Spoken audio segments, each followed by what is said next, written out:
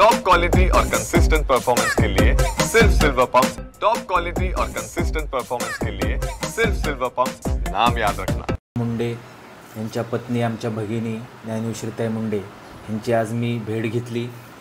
त्यांचा मी एक सख्खा भाऊ आहे, त्यांच्या विचारांचा मी भाऊ आहे। मी ह्या लढाईमध्ये त्यांच्या कुटुंबाला न्याय मिळूस तर मी शेवटच्यापर्यंत त्यांच्यासोबत थांबणार आहे।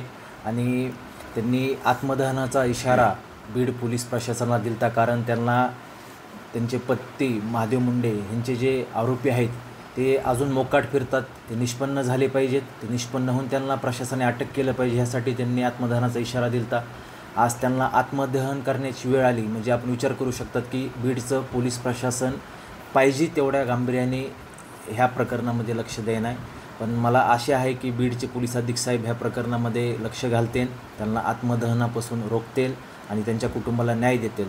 तसंच आज ज्ञानेश्वरीताईंची माझी परळी येथे त्यांच्या निवासस्थानी भेट झाल्यावर सविस्तरपणे चर्चा झाली। पुढे न्याय हा कधीच तुम्हाला सांगतो की आपल्याला बसून मिळत नाही आहे, झगडून मिळावा लागतो। तर ह्या न्यायाच्या लढाईमध्ये बाळा बांगर हा त्यांचा भाऊ ज्ञानेश्वरीताईसोबत शेवटपर्यंत राहणार आहे, मी त्यांना शब्द दिला, आश्वासन दिलं।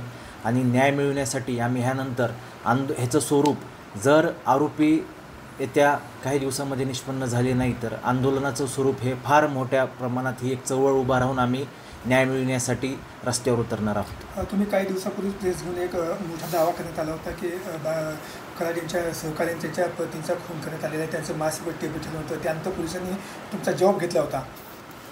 नक्कीच मी जे काय त्या दिवशी पत्रकार परिषदेमध्ये बोललो होतो ते पूर्ण सत्य आहे। आणि त्याच्यानंतर मला पोलीस अधीक्षक साहेब यांचा निरोप आला, तिथूनंतर मी केज येथील पोलीस उपाधीक्षक कार्यालय येथे माझा जबाब नोंद दिला। त्यावेळेस स्थानिक पोलीस अधिकाऱ्यांनी मला सांगितलं की जबाब हा गोपनीय असतो, ह्याच्याबद्दल बाहेर काही चर्चा करू नका। तर नक्कीच जे काय पोलीस प्रशासन व कायद्याचं भाग असेल ते पूर्ण गोपनीयच राहील। पण माझा जबाब नोंदवण्यात आला आहे आणि माझ्या जबाबाच्या आधारे पोलीस प्रशासन महादेव मुंडे यांचे जे आरोपी आहेत, महादेव मुंडेंची ज्यांनी हत्या केलेली आहे त्यांना निष्पन्न करतील आणि अटक करून जेलमध्ये टाकतील। एवढ्या यापूर्वी जबाब तुम्ही दिला होता, पण आता पाहिजे ते आता जे IPS अधिकारी त्यांची बदली करण्यात आलेली आहे। हो, आम्हाला पण ह्या 2 दिवसापूर्वीच ज्यावेळेस मी हे दिलता जबाब दिलता 5 जुलै रोजी, तर त्यावेळेस तपास अधिकारी हे कमलेश मीना म्हणून होते आणि त्यांची आत्ता 2 दिवसापूर्वी बदली झालेली आहे असं कळलेलं आहे। आता या गोष्टीला पाहिजे तर आता 8 महिने उलटून गेले तर महादेव मुंडे यांच्या पत्नी न्यायासाठी हक्कासाठी अनेक वेळा संघर्ष करत दिसत आहेत, ऐकलं का? आता तुम्ही जबाब देऊन देखील एवढं ठोक पुरा असून सुद्धा पोलीस कुठे पाठिंबा घालते असं वाटतं तुम्हाला? नाही, पोलिसांवर तर आम्ही अजून पण पोलीस प्रशासनावर आम्हाला अपेक्षा आहे, आशा आहे की ते न्याय देतील। आणि माझा जबाब देऊनच आत्तापर्यंत 8 दिवस झाले आहे, तर पुढच्या 8 दिवसामध्ये 10 दिवसामध्ये ते अजून कारवाई करतील आणि महादेव मुंडे कुटुंब यांच्या कुटुंबाला रस्त्यावर उतरण्याची आंदोलन करण्यासाठी वेळ देणार नाहीत एवढी आशा आम्ही बाळगतो। त्या कुटुंबामध्ये आंदोलनात सहभाग असतात?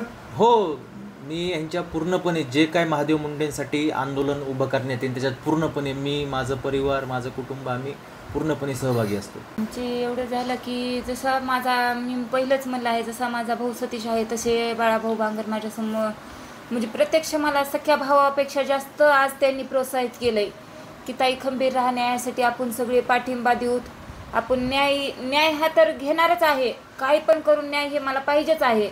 का तर माझ्या पतीची हत्याच त्यांनी इतकी क्रूरपणे केलेली आहे, मला न्याय तर पाहिजेच आहे। पण विटनेस म्हणून जेव्हा SP सर मला म्हणले कुणीतरी समोर आलं पाहिजे आणि पुन्हा आपण तपास करू, मग आता स्वतः भाऊ आले आहेत पुढं, मग आता SP सरांनी बी तात्काळ म्हणजे जबाब आता त्याचं तथ्य जाणून घेऊन आरोपींना अटक केलं पाहिजे ना।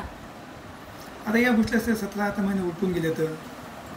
हो, 17-18 महिने उलटून गेलेत, पण इतकं समोर कोणी आलं नाही ना इतके दिवस, विटनेस बनून फिर्यादी बनून कोणीच आलं नाही आहे। मग आता भाऊ जे आलेले आहे समोर, आम्ही न्यायाचा आमचा लढा तर पहिल्यापासूनच चालूच आहे, आम्ही सारखं SP सरांना भेट दिली, सगळं झालं, पण आता स्वतः विटनेस बनून भाऊ पुढे आले आहेत आणि अजून त्यांनी प्रत्यक्ष पहिल्यांदा म्हणजे स्वतःहून माझ्या घरी येऊन मला भेट दिली आहे की ताई खंबीरपणे न्यायासाठी उभं राहा, आत्मदहनाचं पण जे आहे ते तुम्ही तेवढं काही हे करू नका, खंबीरपणे उभं राहा, तुम्हाला खंबीर होणं गरजेचं आहे, न्याय घ्यायचा आहे तर तुम्हाला खंबीर होणं म्हणजे एक आत्मविश्वास दाखविला की त्यांनी असं खंबीर पाठिंबा लढून झगडूनच न्याय भेटतो असं त्यांनी दाखवून दिलं आहे।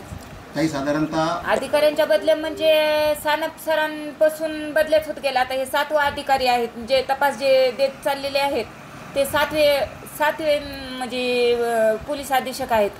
मग आता अजून इथून पुढं काय करतात?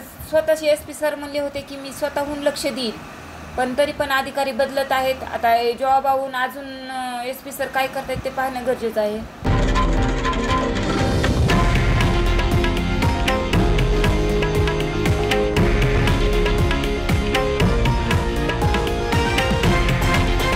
हे आहे देशातील नंबर 1 न्यूज नेटवर्क आणि आपण पाहत आहात TV9 मराठी, एकमेव.